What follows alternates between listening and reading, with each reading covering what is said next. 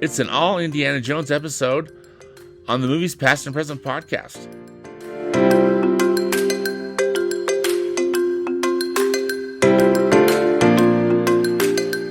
Hello, and welcome to the Movies Past and Present podcast.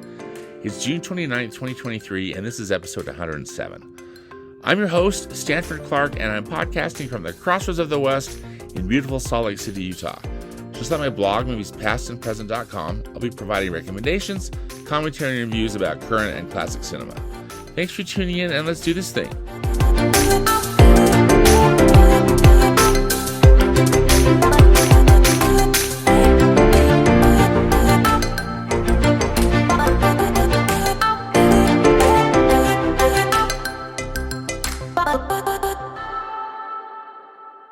With the new Indiana Jones film opening up this weekend, which is entitled Indiana Jones and the Dial of Destiny, I wanted to rewatch all 4 Indiana Jones films and talk about them. So that's exactly what I've done.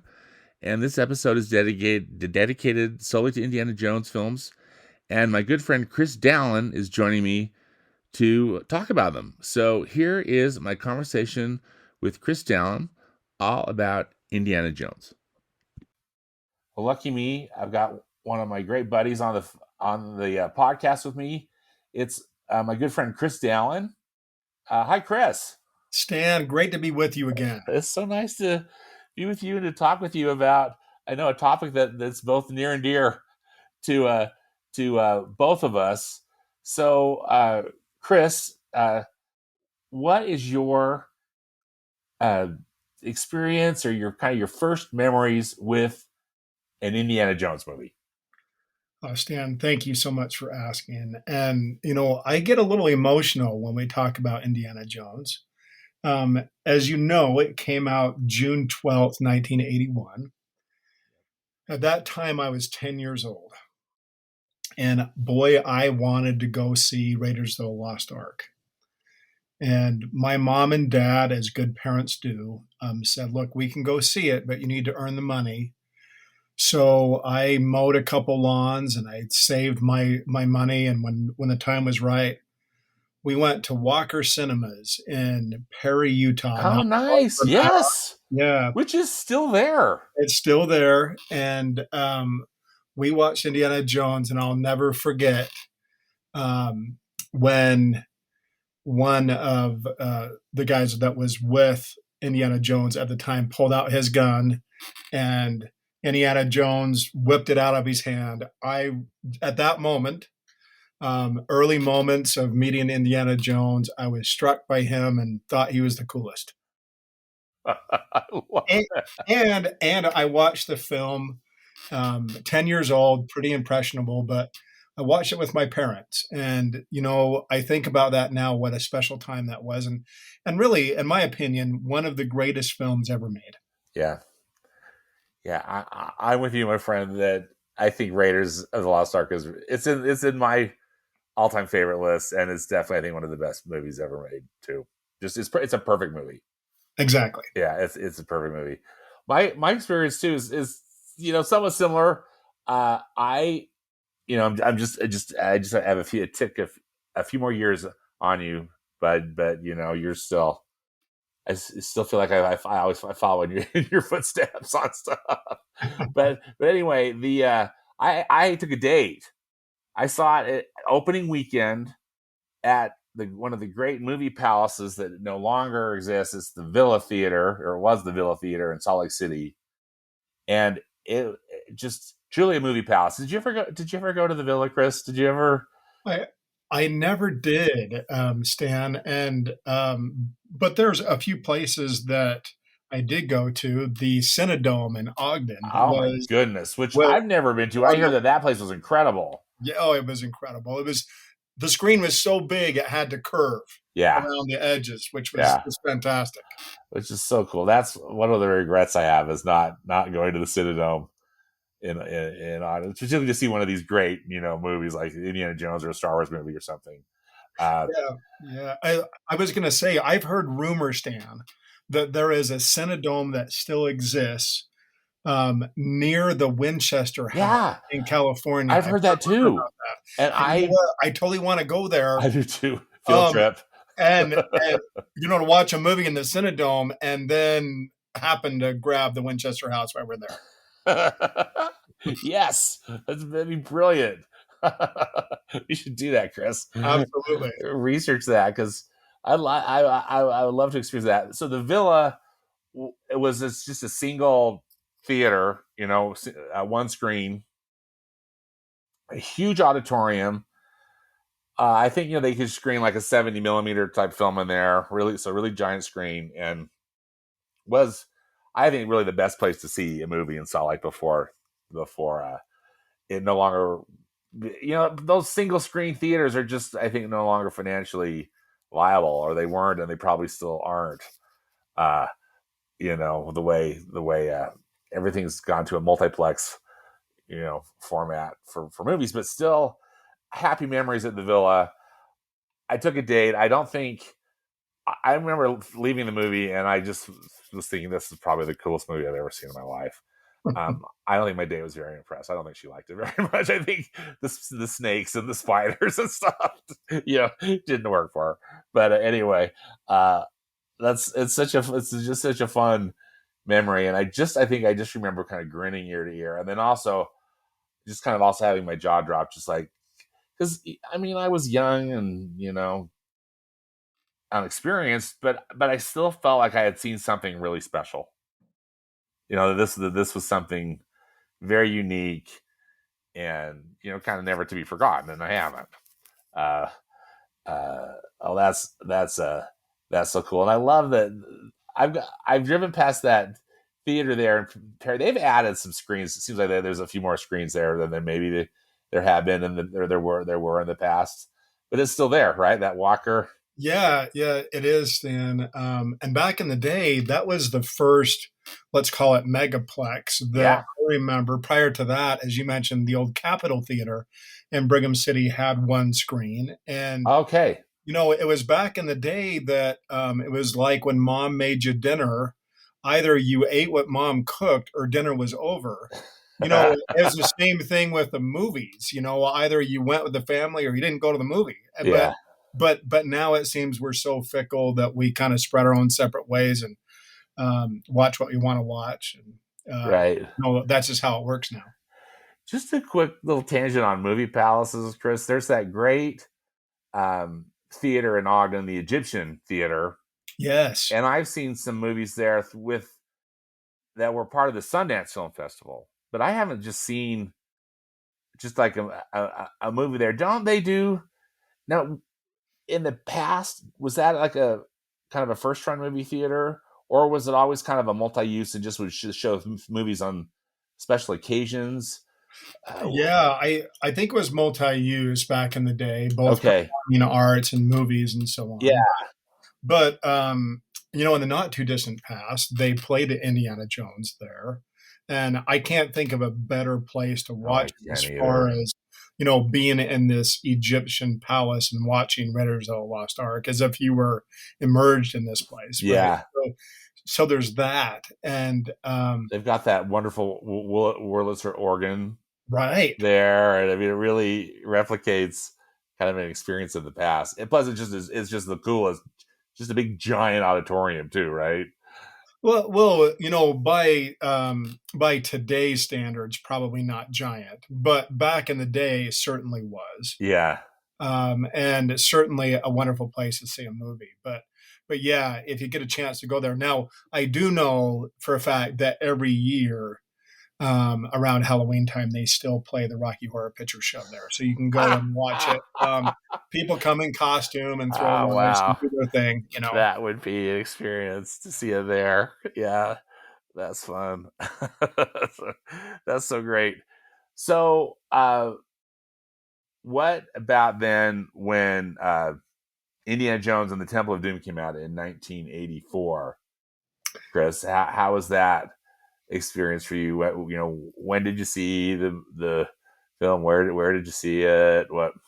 Yeah, I appreciate you asking. I don't remember where I saw it. I think it was Walker Cinemas again. Yeah.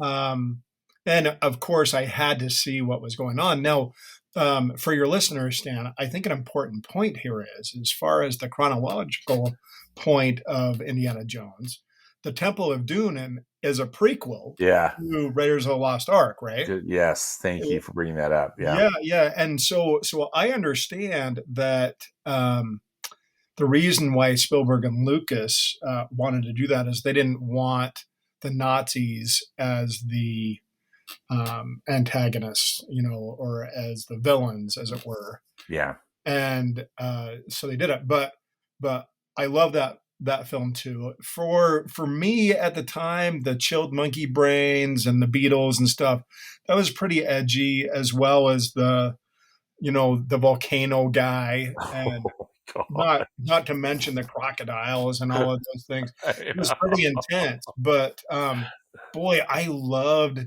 the scenes with those ore cars and other things. It was just really visually exciting. It was fun.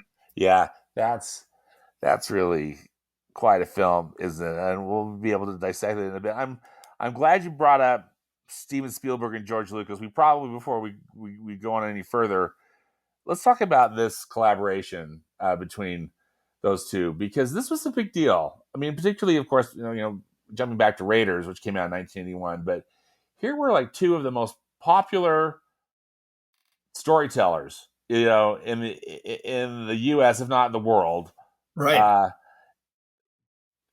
joined forces to make this movie.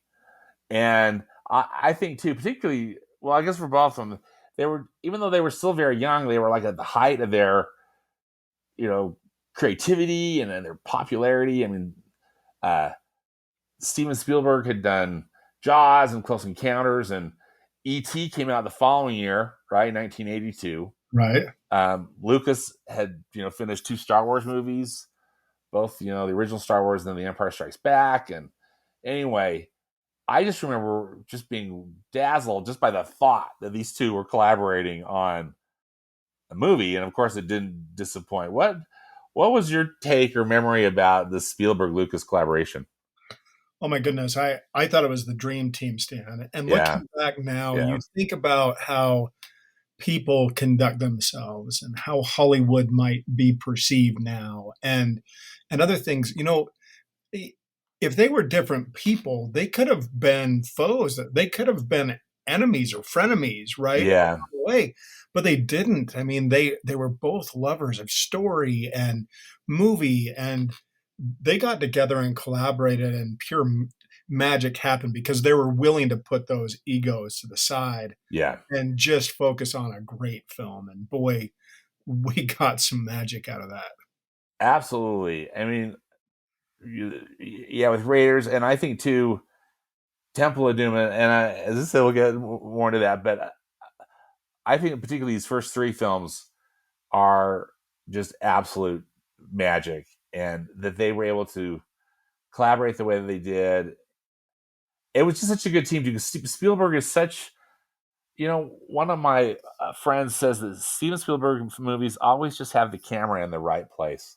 I love that statement because I think it's true that just you look at a film that Spielberg directs, and for the most part, every shot is just so perfectly executed. Right. And Right. And I and agree with that, Stan. I think the one thing that's really important to know, and I can't help but say this, so sorry to interrupt, no, but you're good. how could you not then reference the Fablemans at the very end with the interview with John Ford on camera placement, right? It's true, isn't it? Yeah. Yeah. Yeah, so that just worked in perfectly, and you're right. Camera's in the right place, but I don't think that was by accident. I think Oh Spielberg no, learned from the best he and did. really understood camera placement and boxing and all Hmm. the things that make a great movie visually appealing with storytelling. Yeah, exactly. And you know, George Lucas was, the story. He's credited with the story, right? And other people wrote the scripts for these films. But what a creative genius, I really am in awe, and and of course, maybe his record isn't perfect, the Star Wars prequels and stuff like that, but still, Well, an He is hour of a so duck. I mean, good. come on, you know. Yeah. Yeah.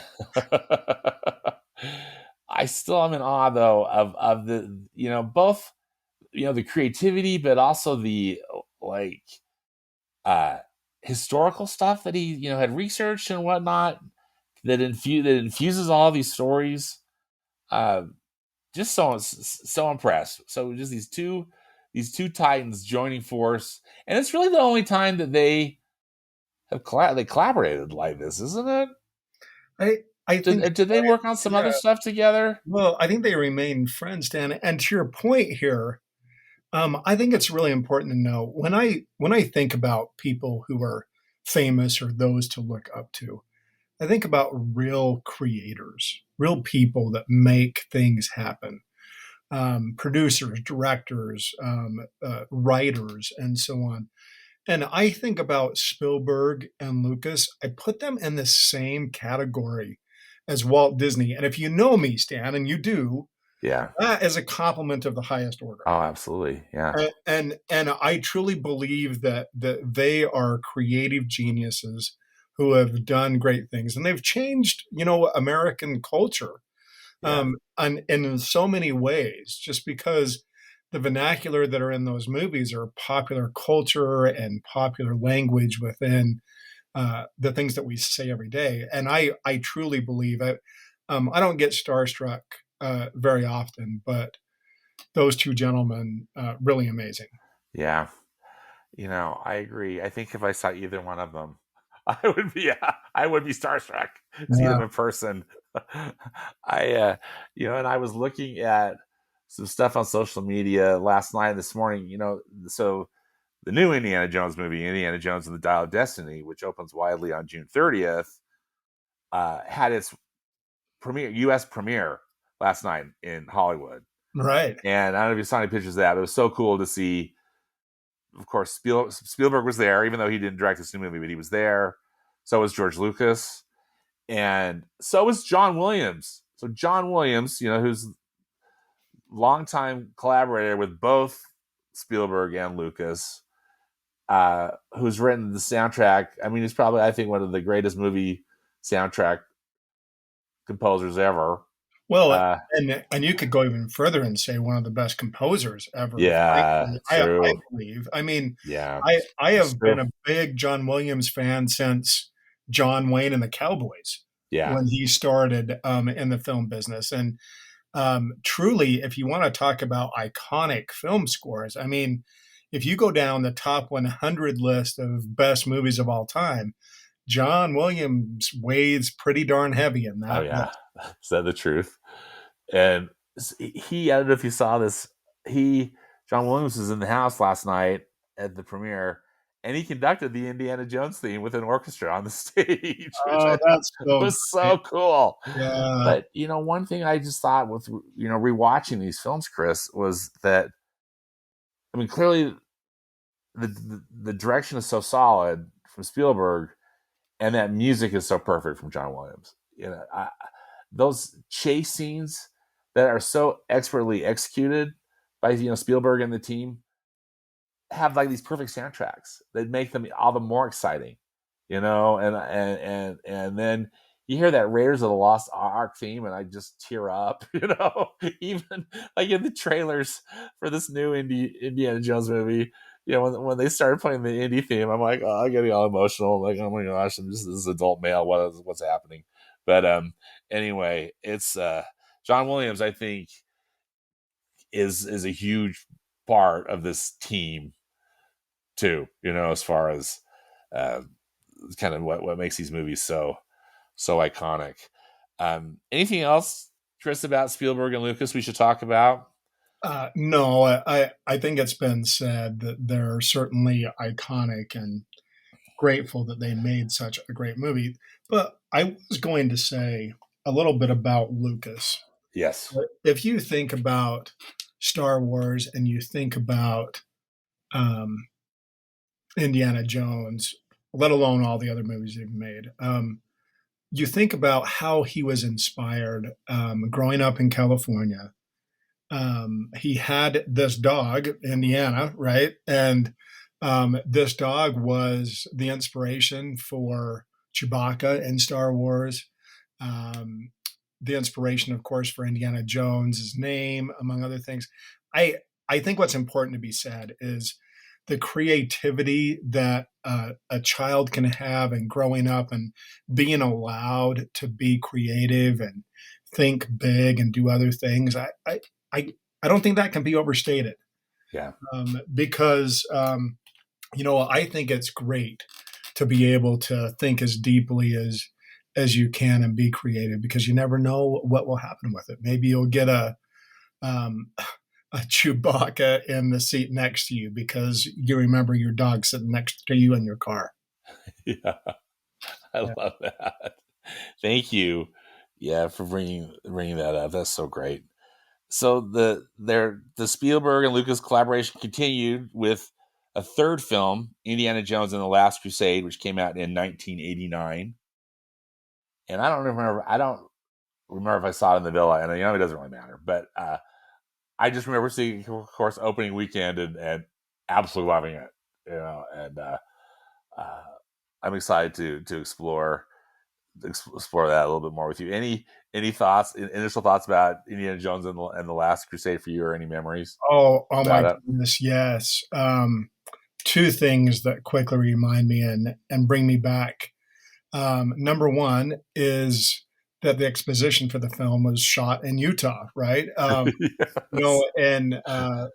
In Arches National Park, you can drive right by where they Where filmed, they filmed, yeah, yeah, where they filmed the opening scene. that opening scene with River Phoenix as a Exactly, and young I Henry thought that Jones was the Jr. Yeah, coolest that Indiana Jones lived in Utah, man. I That's so know. cool. I thought that was so cool too. I Yeah, was just tripping out over how great that was. Yeah. yeah, so I love that, and it gave us a little bit of backstory, in addition to the young Indiana Jones Chronicles. But it gave us this backstory of Indiana Jones a little bit, like how he got the scar on his chin and why he hated snakes and Yes. all these other things, which I loved, which really deepened the character even more for me. Yeah. You know, so just that little bit was fantastic. And then, we cannot go any further without talking about Henry Jones Sr. You're I know. really, Talk really about the amazing. best casting ever.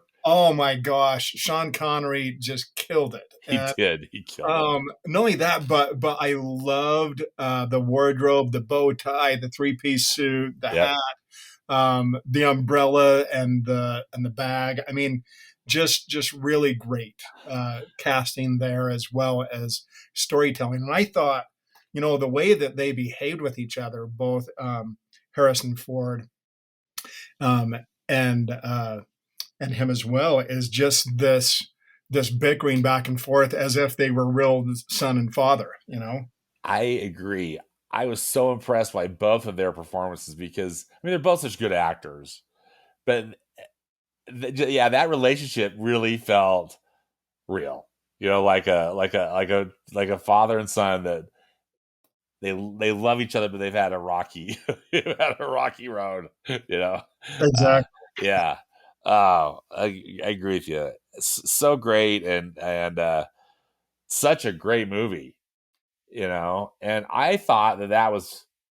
I mean, there was just gonna be a trilogy, right? We were just gonna get these three Indiana Jones movies, and that there would never be another one. And then lo and behold, uh, they got the band back together Yep. and made Indiana Jones and the Kingdom of the Crystal Skull, which came out in 2008. So, what is that? 19 years gap between Indiana Jones and the Last Crusade, 1989, and then Indiana Jones and the Kingdom of the Crystal Skull. Now, I remember, and the world was different, I think, too, in 2008 because we had the internet and internet culture and uh, lots of ways for people to express an opinion. And again, we can get more into this too, but as I recall, this film was really controversial as far as or maybe you should say divisive.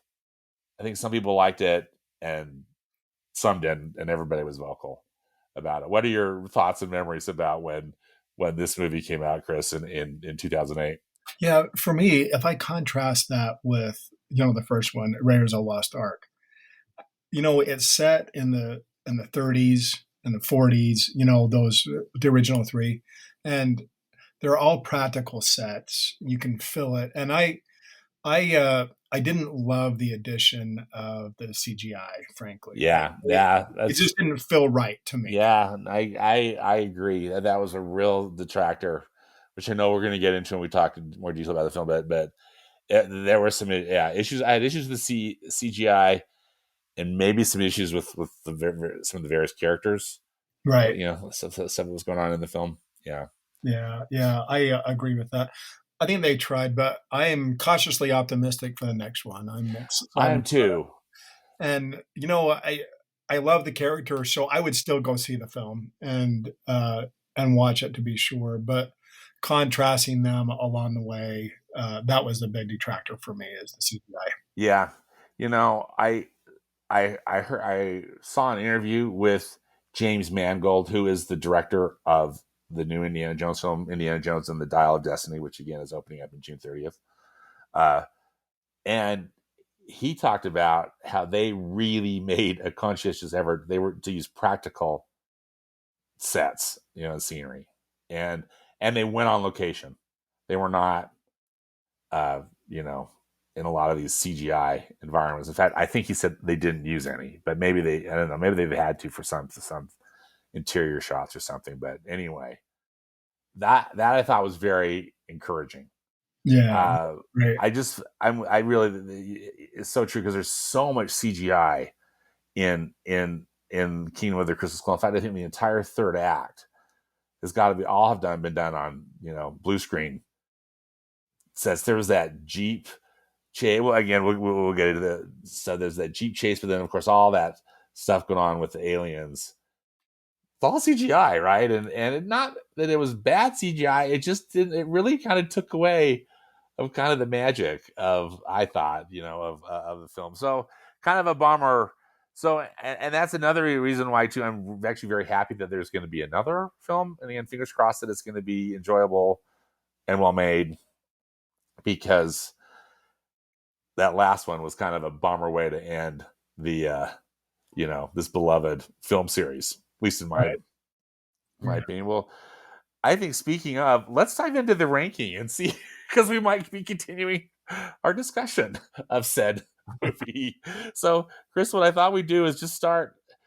We go over our each individual rankings, and we'll just start with number 4 and go up to a number 1. Does that sound all right? Sure, sure. Okay. So, So what do you have for number 4? bottom up, is that what you'd say? Bottom up. Okay. Yeah. Yeah, well, if you're asking, I would say Crystal Skull number 4. Yeah, that's where I have at number 4 too, is Indiana Jones and the Kingdom of the Crystal Skull, again out in 2008.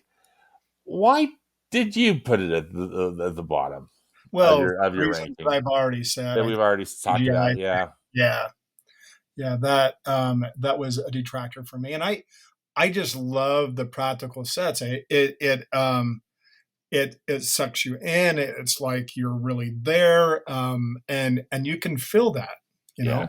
yeah, yeah. You really can. This uh, that's one of the main reasons I have it there.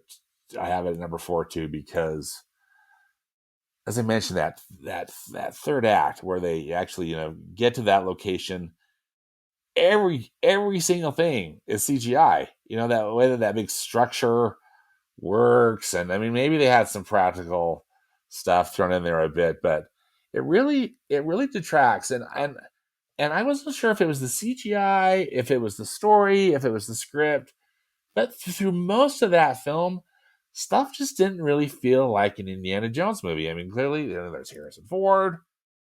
They brought Marion, Karen Allen, actress Karen Allen back. Right. Uh, all these other great actors like John Hurt, Kate Blanchett. I remember reading when that Kate Blanchett was going to be the villain, and I was so stoked. Yet I really felt like her villain was just so. She was just like a one note, I mean, she was just like, I don't know. There was nothing nuanced or interesting about her. She was just kind of there, omnipresent and omni-evil, and not interesting. Not really interesting. Yeah, yeah, that makes sense. Yeah. And Uh, yeah, so number 4 for me, for sure. okay.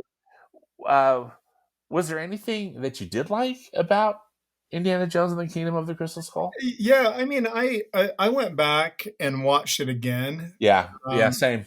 yeah, the second, third time that I watched it, I think my memory was I think I enjoyed it more than I thought I remembered, as it Yeah. were. It's a little bit like watching Napoleon Dynamite for the first time. It's an acquired taste, right? That's a good point. you know, One of the things that I remember people on the internet whining a lot about, Chris, in 2008 was um, the space alien theme Yeah, yeah, or aspect of the script. Now, I remember it not really bugging me at the time because, like, in that opening scene where, uh, Indiana Jones lands into that area where they're doing nuclear testing, and uh, he gets like blown up, kind of launched in that refrigerator yeah, and all yeah. that. The only But time it's appropriate to get into a lead fridge. Yeah. I know. But that it seemed, given its time period, because it was like kind of mid 50s, right? The King, the Crystal Skull film was set in, that UFOs were like a big deal, right? I mean, there was all sorts of, I think, paranoia and sightings and movies and stuff about it. So that didn't necessarily bother me, because the other films have very kind of supernatural aspects to them too, but maybe they just felt more grounded. Just I don't know. Any thoughts on the whole alien Eh, plot? yeah, it bugged me, to be honest with you, but, Yeah, I didn't mind the crystal skull thing because that's a real deal in South America, right? yeah, They found these real crystal skulls down there, and I think that I would have liked it to have been more practical, because that's the thing that I like about the Indiana Jones films. Yeah, it's certainly a little edgy, but unlike other films, it could happen, you know.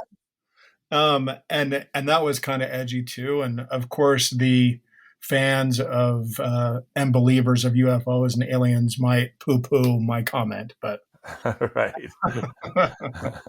Because there's still all that stuff, so kind of like the same dialogue going on today, right? And I don't think any of that's uh, really changed. What did you think about the whole aspect too of Marion coming back into the film, into one of these films, into the storyline, and that I mean, it's revealed that they have a child together. yeah, The character played by Shia LaBeouf, right, and that they get back together, they get married in right. the end. Spoiler alert if you haven't already seen it. Right? What do you think about her, Karen Allen's character, or Marion coming back in I the picture? Well, I like the premise, and Stan, I'm going to be really direct here. When I was a kid, and even now, I fell in love with Marion in Raiders of Yeah. the Lost Ark, and Oh and I yeah. fell in love with the relationship between Marion and Indiana Jones, and this is the Yeah. reason why. You know, think about this. In 1981, it was a different world than it is now. A really, really strong female character, Yeah. right? Drinking, smoking, doesn't take crap from anybody. Yeah. You Right. know, And tough and as then nails. right, and then Indiana Jones, who's supposed to be rough and tough, and he is, but he's really vulnerable too. I mean, he gets bruised and hurt, and that's where the famous line came from of, "Hey, it's not the years, honey, it's the It's the mileage." mileage. Yeah, right, and Yeah. and so that's why I love that relationship so much. Is it wasn't the stereotypical storytelling in Hollywood. It was real, and that's why I fell in love with Marianne. Is she wasn't taking crap from anybody, Yeah. and I Yeah. love that. Yeah. I do too. So I like the premise of bringing that back, and I don't know if we found that as heavy as she first appeared in Raiders of the Lost Ark, but I like the premise. Yeah, I did too. I love their relationship in Raiders. Yeah, in theory, I was happy that she came back, but I also just kind of felt like, and I don't know if it was the writing, and I know that they tried to have them bicker a few times and whatnot. It just didn't seem to land, But then that was just kind of the nature, I think, of much of the Kingdom of the Crystal Skull. So they tried hard, but Yeah, it yeah. just didn't. It just didn't land. It'll be interesting to see what what happens to the storyline in this next film if Marion's in the picture at all, or well, I guess we will be finding out on June 30th. Right. Okay. Anything else about Kingdom of the Crystal Skull that you'd like to bring up, Chris? Nope, nope, because I'm excited to get to the other ones. Yes. All right. So, what is your number 3? Number three, I would say Temple of Doom. Yeah, that's what I have too. Yeah, Yeah. Temple of Doom, number three. And make no Tell me mistake, about that. Why is it ranked that way for you? well, I mentioned the chilled monkey brains and the bugs and other things. I thought it was good. I just didn't think it was Raiders of the Lost Ark. Yeah.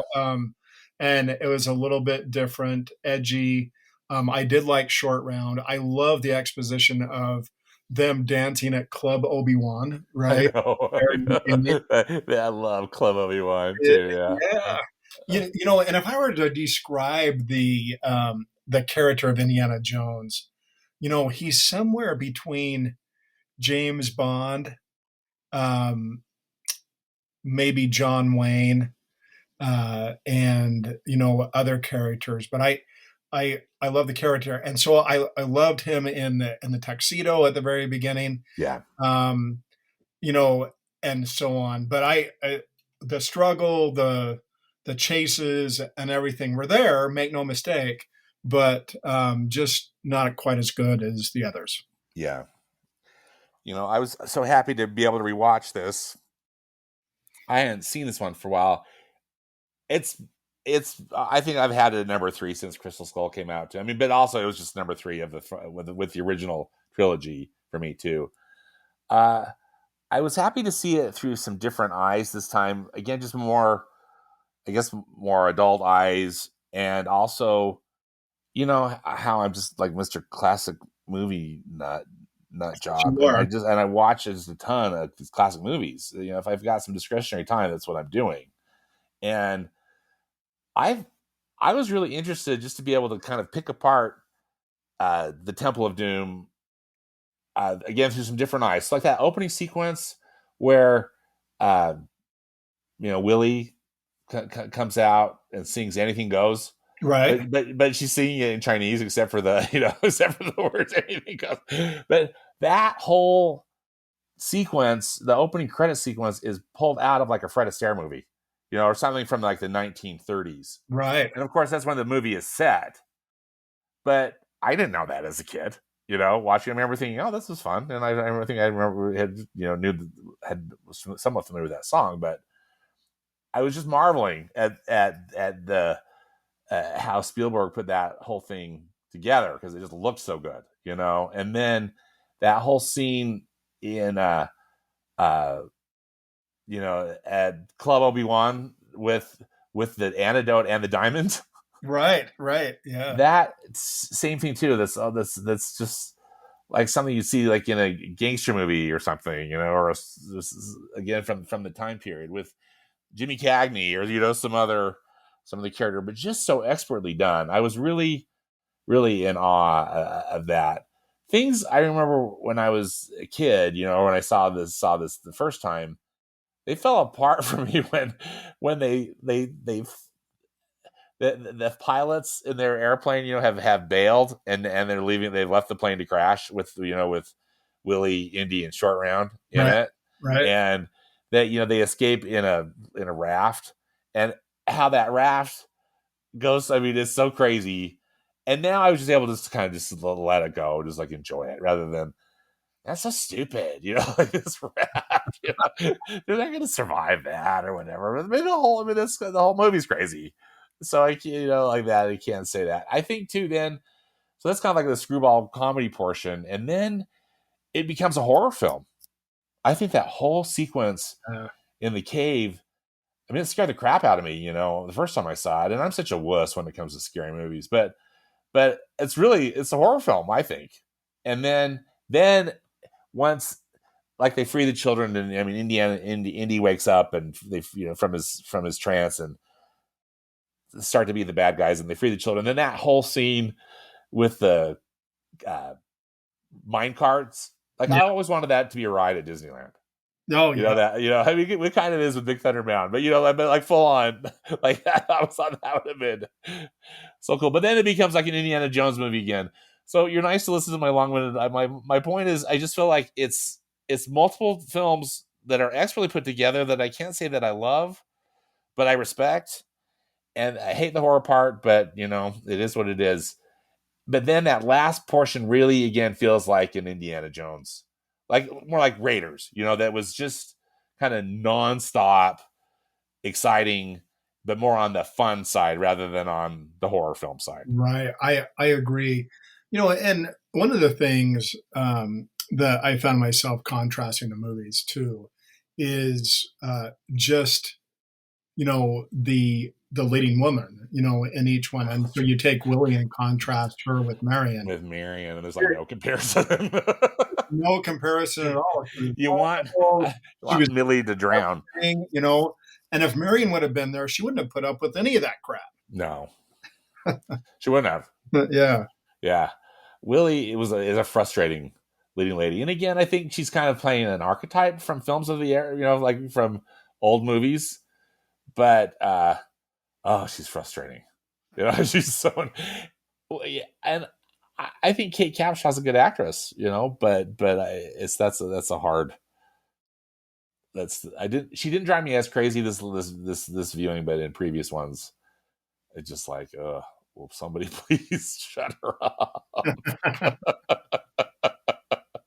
Anyway, well, anything else that's worth mentioning about Indiana Jones and the Temple of Doom, Chris? Well, I think that Short Round was an enduring character. Oh my gosh! Thank you for reminding me. Short Round. Oh, he's so great, so great. Yeah, I mean, it's kind of bringing Goonies to Indiana Jones. Yes, Fantastic, right? exactly. And he's such a good little actor. I just thought he was so great. And then it just is. I think you and I had sent some stuff to you. It just kind of warms the cockles of my old bitter heart about when the actor Ke Huy Quan, has had some success now as an adult. I thought he was outstanding in Everything Everywhere All at Once. Well, he won an Oscar, Right, exactly. And then to see the pictures of him being reunited with Harrison Ford, just the look on their faces is just, I don't know. It just makes me so happy. That's cool. I agree. Yeah. I'm so glad you brought Sharon up. In fact, I always had wished that they could have had another kind of film with Short Round and Indy on another adventure, Yeah. without Willie. Well, I would like to understand the backstory of some of these films a little bit more, right? Yeah. I, I mean, Raiders of the Lost Ark, I want to find out a little bit more about Abner, and I want to know more about Short Round, where he came from. Yeah. Just these other things. But I think that's why Spielberg and Lucas are such good storytellers, is, Lucas put it in the context of even the future has a past, right? And so you catch the characters right in the middle of their story. You're not starting from the beginning. And I think that's what adds this richness in storytelling, to be sure. Yeah, I agree. And I'm so glad you brought that up. Short Round is a real saving grace in the film. And, he and Indy have got such a great relationship. And then they also use Short Round in a good way. He's not just like this helpless little kid. He's a very resourceful kid, and who actually saves the day. Exactly. He's the one who saves the day. Yeah. All right. Well, what then have you got for? And these are the two. I guess we'll be. I'm very interested to find out, Chris, what you've got ranked as your of course your number one and number two. So what's your number two? Number two is Last Crusade. Yeah, same here, buddy. We've got the same same ranking. Yeah, but I thought it was a great film. I love Sean Connery. I liked the casting. I liked the story. One of the things that I was going to mention earlier is I love the quote in The Last Crusade: "The X never marks the spot." Right? That right. Yeah, it's just fun things like that. And then it paid homage to the original ones. Rather than snakes, it was rats. And I just thought it was a well-made film. I really liked some of the details along with that. I liked the acting too. The acting was very, very well done. I liked the chase scene, at the end with the big um, with the horses and the camels and the artillery and the tanks and so on. I mean, just really difficult to argue how great that was. Yeah. I just couldn't agree with you more, Chris. I This movie is just perfection. Um, I think for me, actually gets better every time I watch it. You know, and I think again I can just appreciate it more. Uh, but just as we had addressed earlier, that relationship between Henry Senior and Henry Junior, with between Sean Connery and Harrison Ford, uh, is just so fantastic, and the situations they put them in are so great. Don't you love that scene when they're both? I mean, I love every scene, but one in particular is when they're both tied up, to each other back to back, and they're trying to, get out. Anyway, there's that one. It's just so funny. This one has a great cast, great villain, and I think too. I guess why I like these. I'm particularly fond about Raiders and The Last Crusade. Is I guess some of this falls more into just the Judeo-Christian tradition that I was raised in. But I love that concept about finding the Holy Grail, and that the faith that was required in order to find it, particularly like that that kind of that faith jump or faith leap, truly that Indy has to do on Right. that funky invisible bridge, or the bridge that looks that you just could see. Yeah, that Uh, leap of faith. Yeah. yeah, Yeah. yeah. The whole thing about that with the Holy Grail, thought that was a really cool thing to do. But again, just kind of, I guess, selfishly, because it was just something that I understood a little bit more and could relate to. Exactly. Yeah, Yeah, yeah. I love that too, Stan. It's such an excellent film, and again, just like pure entertainment. Uh, I just feel like Indy could be Indy throughout. So cool to see his dad. Love this stuff from Utah at the beginning of the movie. Anyway, it's just such a good film. I just want to even watch it again. Agree. Yeah.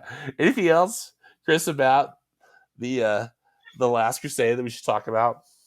No, I thought it was great. I thought it was great that it featured Petra, of course. Yes, That which totally makes me.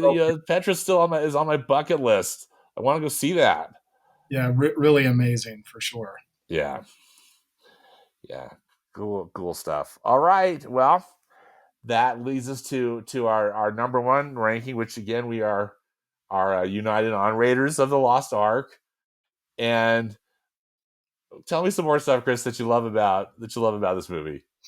Oh, I mean, whenever you create a character, right? I mean, it's hard to back that up, but or to make it better. I loved the character creation. I loved the practical sets. I loved Marion. Um, you know, as I mentioned, Raiders of the Lost Ark probably has the best exposition in all Yeah, movie history. And yeah, that is this context setting, what's to come, and so on. And it was just beautiful, amazing, as you say, perfect. yeah, yeah. I thank you for that excellent summary, because I just concur with you on every point. I'm amazed every time I watch Raiders how also just how every one of those big action scenes, how wonderfully they're choreographed, and again, just assembled. They just think, again, they're perfect. I love the scene where uh, Indy meets up with Marion again at that bar. At the bar she's running. Right. Are they in Nepal or whatever? Right. Wherever they are, and just every again, Spielberg's camera is always in the perfect place, but just that whole fight scene is so great, and the cool use of shadows, with the big fire going on. I love that. I also particularly love the sequence where uh, Marion is stuck in the airplane, and Indy's fighting that big bruiser dude, Right. Right. and then the Yeah. gasoline's leaking. I mean, all these things are going on, and it's just so expertly crafted, and you're just on the edge of your seat, just like, what in the world are they going to do? How are they going to get out of it? And it's so fun, and I just think this just the expertise of Steven Spielberg, you know. I agree, Stan. I agree. Absolutely. Yeah, great film. One of my favorites of all time. Yeah, yeah, You know, same, uh, same. Indiana Jones, Marion, all of them, just really amazing. The chase scenes, just fantastic. And then, of course, this idea of going to Egypt and finding something that's real in history. Again, something that's practical, something that could happen, right? Yeah, And so that was really fun to see. You know, again, going back to the exposition of running out of the cave with a big ball rolling towards him, and so on. You know, I love how Lucas put in some Easter eggs and homage of Star Wars. You know, do you remember when he's running away from the natives and he's yelling, start the plane," and I think Jacques was his name or something. yeah, it's Jock. Yeah. Sitting there fishing and so on. If you look on the tail rudder of the Mhm. plane, it says, I think It's OB, C-3PO, isn't it, or is it? OB3PO. Yeah. Yeah, yeah, yeah, yeah, yeah. That's right. So, Yeah. as if to pay homage to Obi-Wan and Yes. C-3PO. You know, Stan, for your listeners, just a little side note that I think is fun that I really enjoy is that very plane is in Disneyland Tokyo. Yeah. Right? I wanted to ask you, yeah, if you saw that when you were over there. I did, yeah, and then in the same breath, when you go to Disneyland, the very truck scene or the very truck, the Mercedes Benz truck that was in Raiders of the Lost Ark is at Disneyland, as well as one of the mine cars are there in Disneyland too. So Yeah. it's kind of fun that those props are still part Yeah, these still of were part of. OC still. Aren't those, Chris? Are they in the kind of that exterior queue there of They the are. Indiana Jones adventure? Yeah, in Adventureland. Yeah. Yeah, and for those of your listeners that would like to know, if you look at the front of that truck, there's two bars that go up from the front bumper, and on the end of those there are balls. They look like golf balls. They're not, but they look like golf balls. They tell me that the stunt team put those there to make sure that they could line everything up right. In order to do that, now very very famous scene where Indiana Jones goes underneath the Underneath the truck. truck. Yeah, Oh, that whole scene too is just amazing. And again, not wanting to rip them, just kind of need to let it be. But you compare that scene, which was all practical effects, to that crazy jeep chase scene in the jungle in Kingdom of the Crystal Skull, which was, I think, mostly CGI. right. There's kind of no comparison, you Oh, know. no, there's not because that was a real deal. I mean, Yeah, that really happened, and you can feel that, Stan. You yeah, can you can. feel that You it, really can feel it. And you could see that somebody sliding along there in a leather jacket trying to not die. Yeah, yeah, exactly. Yeah. Harrison Ford has talked about how much he loves this character. And I think that that's something too that the character is important. I know both to you and to me. Why is Indiana Jones a great part of your life, Chris? As a character.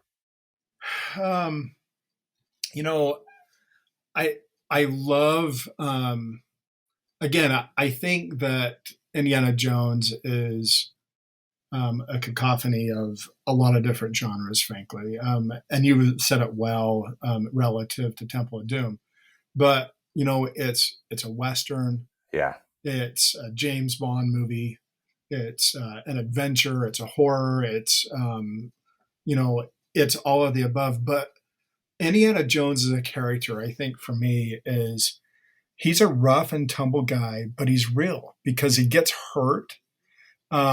He's vulnerable.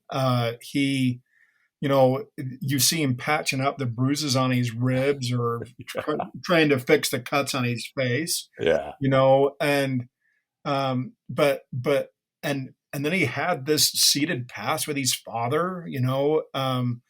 Just kind of a real guy that had real issues, but has this goal of making sure that he preserves history, and that's where his terms come from, that belongs in a museum, right? yeah, yep, um, and I love that he's driven by that. So really, in my opinion, a renaissance man that can both do great work in a classroom with a bow tie and obviously incredible work as an adventurer out in the field. And I think that's what I like about the character so much, so multi-dimensional, and really brings a lot of real life to the situation, that almost a real character. And I think it speaks to us as humans too, as we're multi-dimensional too, and embracing all sides of that rather than just one. I mean, so many movies are just single dimensional, and you don't get to explore the real character. But I think for me, Indiana Jones does explore those multi dimensions as a son, and the last one as a father. yeah, Certainly as someone who has had relationships that have gone awry, made people mad and so on. And I think that's the reason why I like the character, is it seems real. yeah, Yeah. yeah. Oh, thank you. That's such a uh, great explanation, bud. I echo your sentiment, and I think for me too, it was probably, I mean, maybe next to like Luke Skywalker and Han Solo, it was like a big movie hero for me. Being able to just a character that was just so dang cool. She said he's like all like academic and stuff and teaching school, but then he throws on his fedora and leather jacket and he's off just kicking butt around the world. Having these uh, amazing adventures and doing all this really cool stuff. So for me, and then just Harrison Ford's such a good actor. So I think he plays the character so well. And while of course I love John Wayne and Humphrey Bogart and all these great actors uh, from classic films, I kind of feel like Harrison Ford as Indiana Jones was one from my youth that that just is kind of stuck with me as a hero that I really uh, love and admire. And it's just, again, it's just that the movies are so much fun, even when they're not great. And they're still better than many. you know. So and so I'm so glad we get the chance to see we got one more Indiana Jones film to see with Harrison Ford that opens up in a couple weeks. And again, I kind of have to pinch myself. Like, is this real? Like, are we is this happening? Now, Chris, what are your hopes for this fifth and I guess probably final installment of Harrison Ford as Indiana Jones. You know, I'm going to be honest. I'm probably completely wrong, but looking at, um, you know, do you remember, of course, the more recent Marvel film, the Avengers, right? Yeah. But at the end, they were able to go back to previous films to help tell the story, right? Yep. So my hope is this Dial of Destiny. If you look at the trailer for the film, you see a CGI adjusted younger Harrison Ford, Young Harrison Ford. right? Yes. Right. So Yeah. so I'm kind of hoping that we get a deeper story, and we kind of get a re-experience maybe Raiders of the Lost Ark, Temple of Doom, Last Crusade. Oh So, yeah. I don't know, but I don't know anything about the Dial of Destiny like I did the Ark of the Covenant, or Right. you There's know, kind of this established, right? mythology and stuff about all of these things. Yeah. Yeah. So Or I'm not documentation or whatever you want to call it. sure Yeah. what to expect. But what's kind of fun too is my understanding is that it's set in the 1970s, and you and I remember the 1970s. Yeah, Yeah. exactly. And so I'm kind of excited for that because it's not like the 30s, 40s, and 50s of the previous movies. So that will be fun for me to have Indiana Jones play a role in an era that I remember. Yeah. Yeah, Yeah. so I'm kind of hopeful we get to experience some nostalgia as well as create some new pathways forward. I've been told that the Indiana Jones is done after this, but I kind of hope the genre, or maybe there's a character, or maybe Yeah. there's something that might live on in the future. Because for me, Stan, I remember I was just young. I was 7, I think, when Star Wars came out for the first time, and then when the newer films came out, I took my daughter. She was 7, and Oh my it's goodness. generational, and it's sharing that Chris. Yeah. wonderful Wow. thing.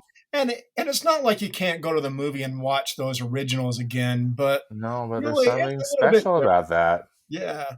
So I think for me, Indiana Jones is generational. For heaven's sakes, um, I think that we just celebrated the 42nd year anniversary of Indiana Jones, and that's saying something. Yeah. I really think it's saying something where multi generations have loved this character, have loved these movies. It speaks to our culture.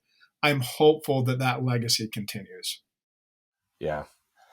Uh, Thanks for sharing that. I feel the same. I'm a broken record. I feel the same way.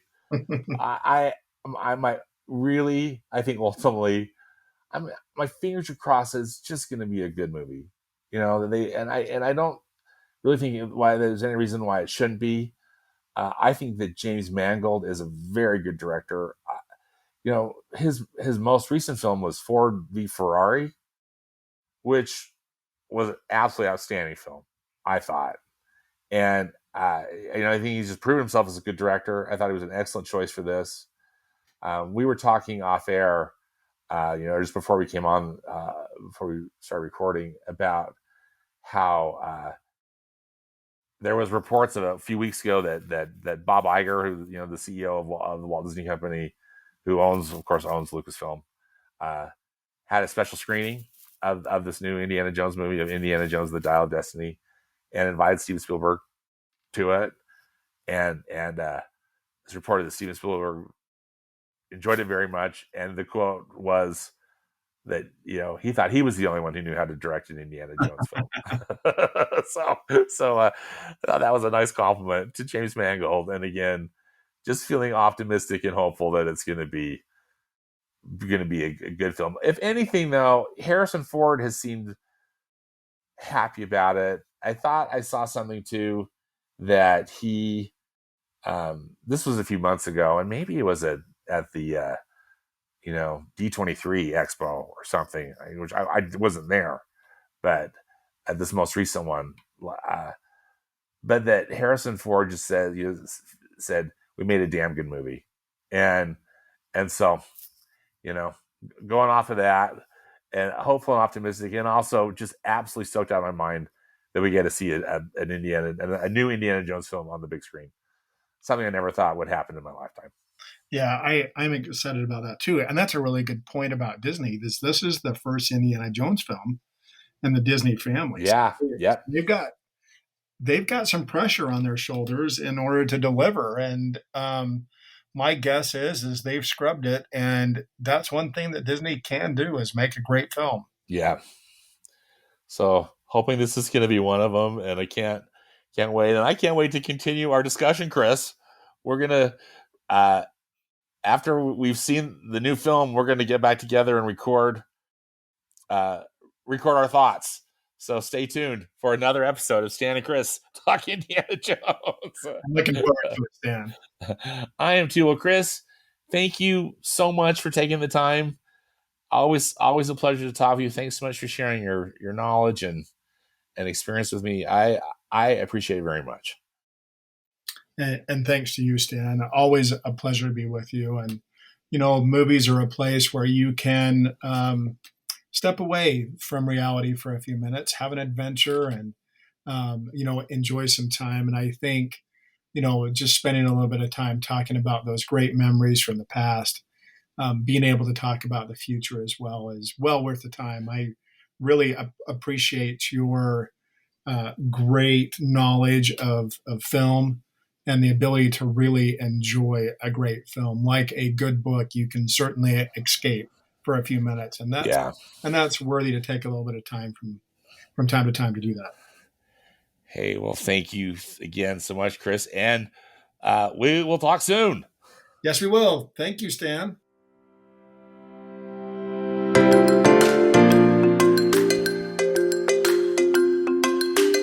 Well, that does it for this episode of the Movies Past and Present podcast. Again, many thanks to my friend Chris Dallin for joining me. Links and more information about what we discussed in the podcast today can be found in the podcast notes on my blog at moviespastandpresent.com. Subscribe to the podcast wherever you listen to your podcasts, and follow me on Instagram. My handle is @moviespap, as in past and present. As always, I hope you will enjoy some good movies this week, whether they be from the past or the present. Thanks again for listening, and until next time, be safe out there and dedicate yourself to the truth.